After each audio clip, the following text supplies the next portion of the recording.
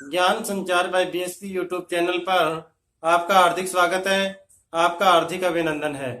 देखिए, हम हिंदी व्याकरण की सीरीज लिए हुए थे और उसमें हम कई सारे टॉपिक पढ़ चुके हैं।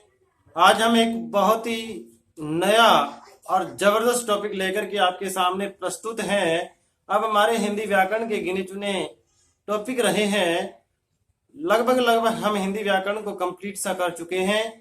2-4 टॉपिक रहते हैं, वो हम बहुत ही जल्दी संपन्न की ओर लेकर के जाएंगे।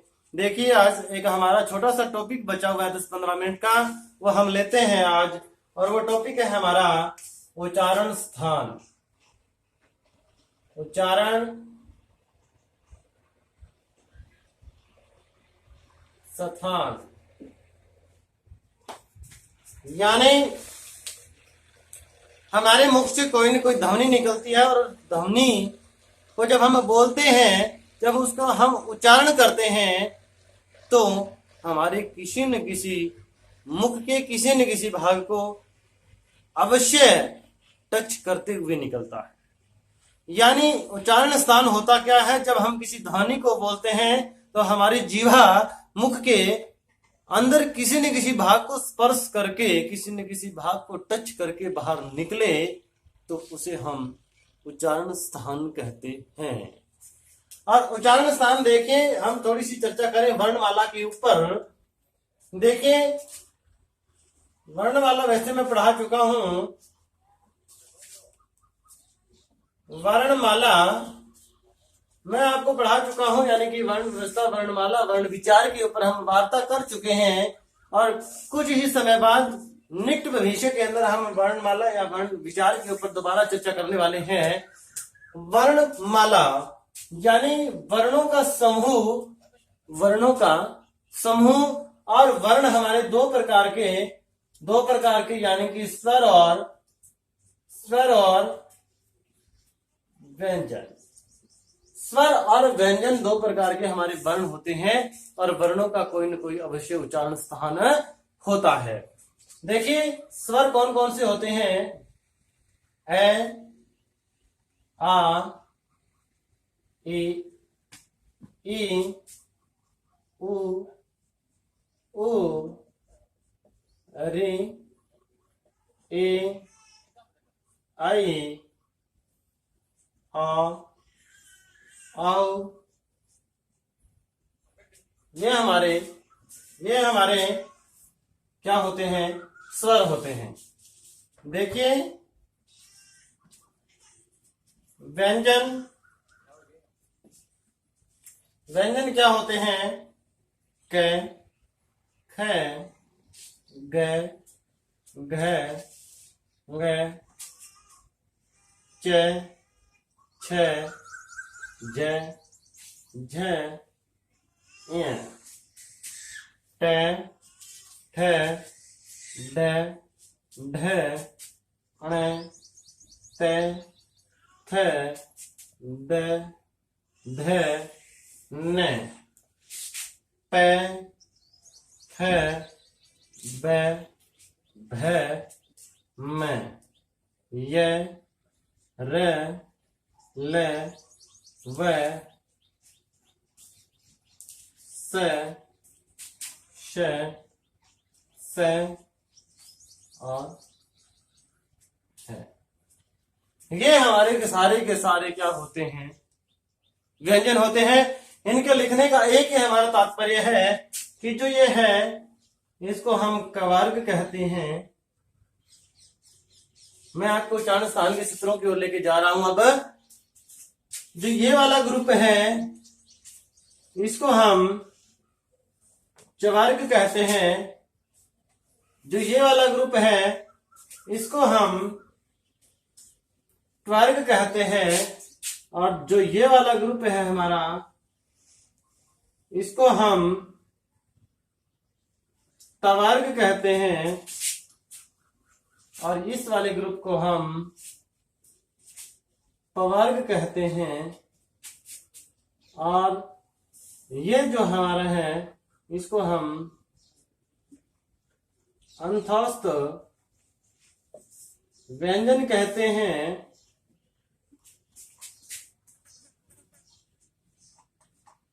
जो ये वाला ग्रुप है इसको हम ऊष्म व्यंजन कहते हैं। देखिए ये हमारे लिए बहुत मुश्किल बन जाता है जब ये पढ़ते हैं कि ए का उच्चारण स्थान, उ का उच्चारण स्थान क्या होता है, आई का उच्चारण स्थान क्या होता है, क का उच्चारण स्थान क्या होता है। जब हम ऐसी हालात में पढ़ते हैं तो हमारे लिए एक टिपिकल सब्जेक्ट बन जाता है, मुश्किल बन जाता है। लेकिन हम इसको आज 2, 3, 4 लाइनों के माध्यम से पढ़ेंगे और आपके सामने सारे के सारे उच्चारण स्थान प्रस्तुत होंगे। देखना आप आश्चर्यचकित रह जाओगे जब ऐसे उच्चारण स्थान पढ़ोगे। देखिए मैं आपको उच्चारण स्थान की ओर लेकर के जा रहा हूं, आप ध्यान दें। 3-4 सूत्र हैं। पहला सूत्र है आकुहु विसर्ग। आकुहु भी, आप इतना ले लीजिए, आकुहु भी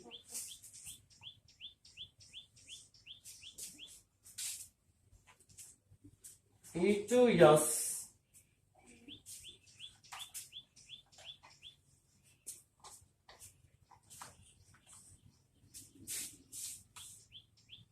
ऋतु रस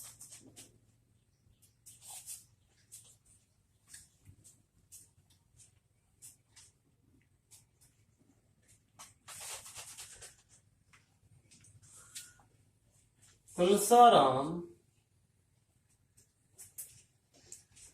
देखिए आप 4 ही देखें, इसके बाद मैं आपको समझा दूंगा अच्छे से। देखिए यहां देखिए अकहुवी, इसका हुआ देखिए ए का मतलब क्या है। यहां देखिए ये 4 सूत्र है, 4 सूत्र के अंदर आपको 4 वर्ण उच्चारण स्थान आपको मिल जाएंगे। एक बचेगा, वो जो इसमें से नहीं होगा वो दूसरे का होगा। बहुत अच्छे से निकल जाएंगे। देखिए आपको 4 शब्द याद करने हैं। क्या? अकहुवी, विचुयस, हरिटुरस, तुलसाराम। इतनी सी बात आपको याद रखनी है और आपके सारे के सारे उच्चारण स्थान कंप्लीट हो जाएंगे। देखिए ए का क्या मतलब है, यहां ए और आ। कै का क्या मतलब है? कै का मतलब है क वर्ग। और क वर्ग के अंदर कौन कौन आता है? क, ख, ग, घ और ग। आगे देखिए हु का मतलब है यहां है और वी का मतलब है यहां विसर्ग। और विसर्ग को लिखते हैं हम इस प्रकार से। और विसर्ग कहाँ यूज होती है? जैसे हम लिखते हैं प्रातः दुख, इस प्रकार के जो हम शब्द लिखते हैं वहां विसर्ग का प्रयोग करते हैं। देखें ईचु यस, देखें ह्रस्व ई और दीर्घ ई। चू का मतलब है चवर्ग। चवर्ग के अंदर कौन कौन आएंगे? च, छ, ज, झ और य। आगे क्या रहता है? देखिए य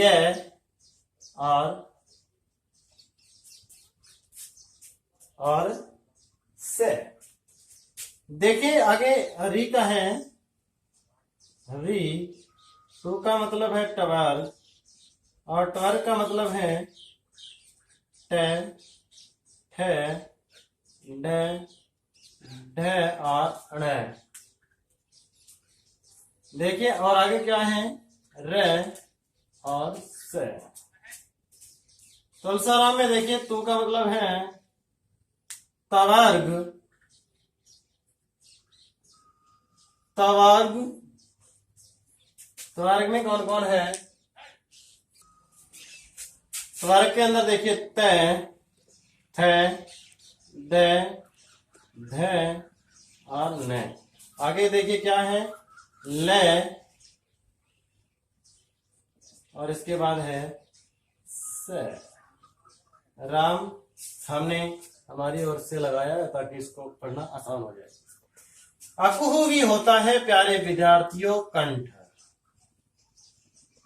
ईचु यस होता है तालु। ऋतु रस होता है मूर्धा।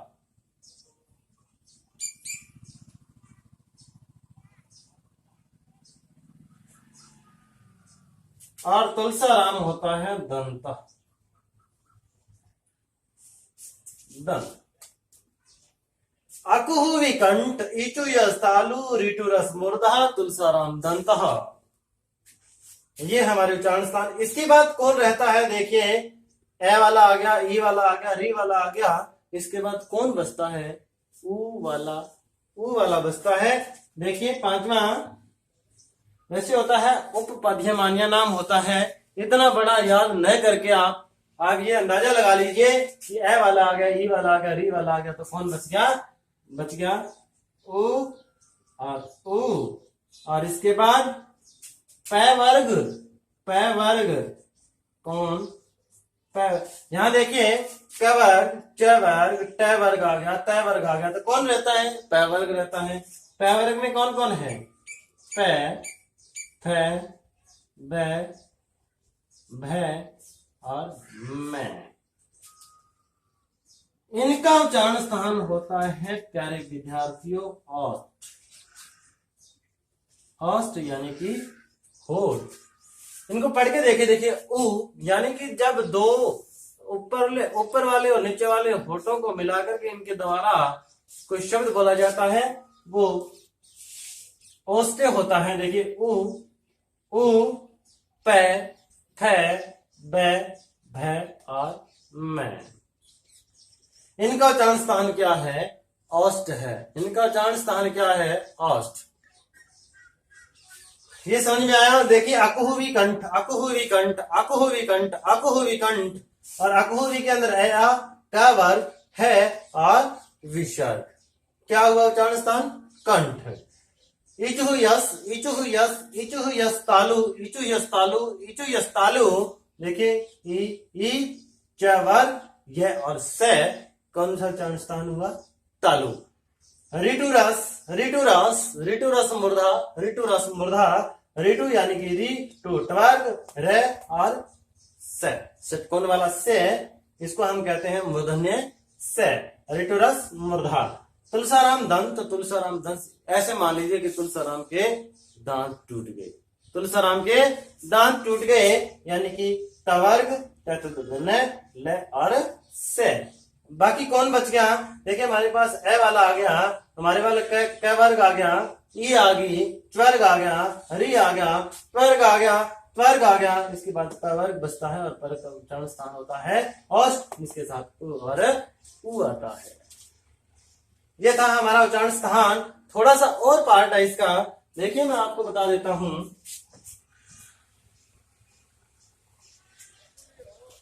यदि आपसे ये पूछा जाए कि मैं का उच्चारण स्थान बताओ,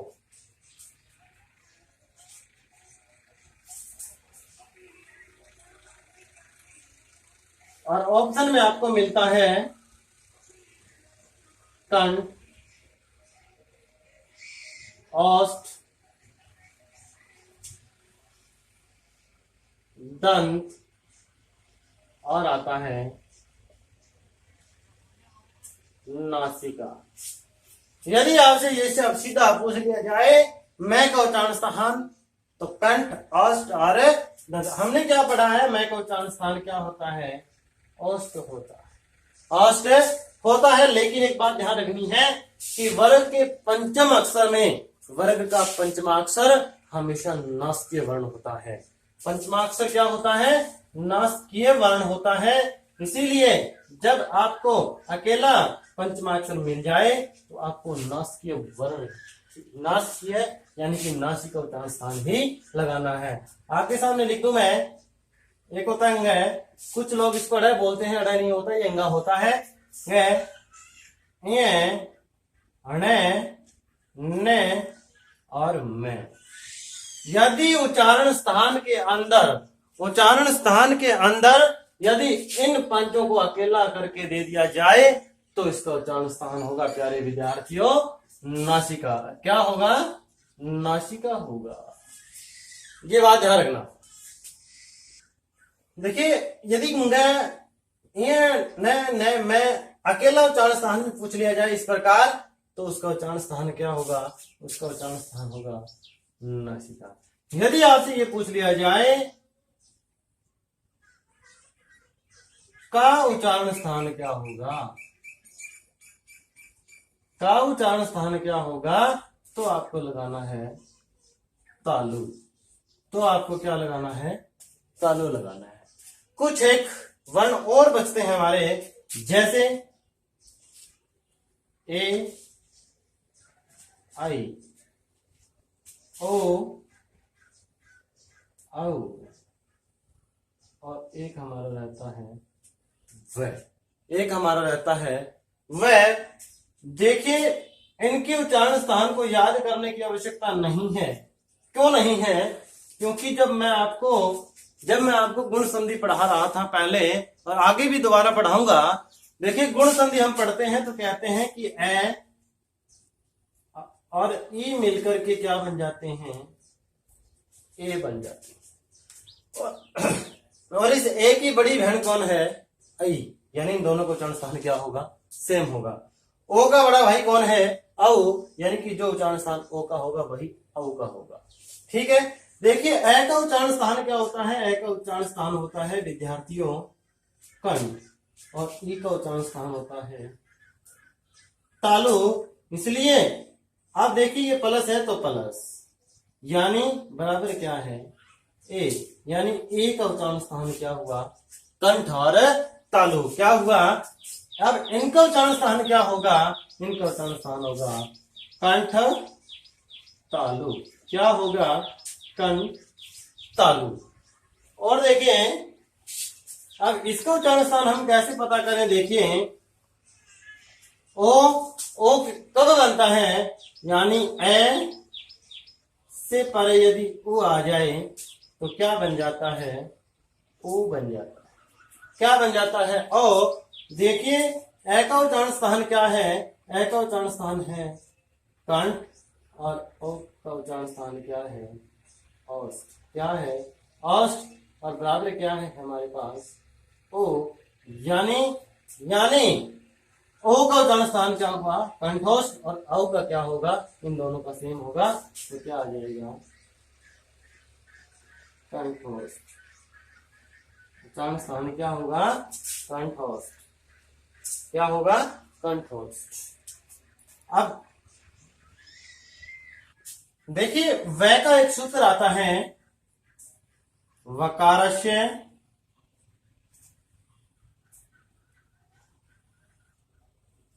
दंतोष्ठ।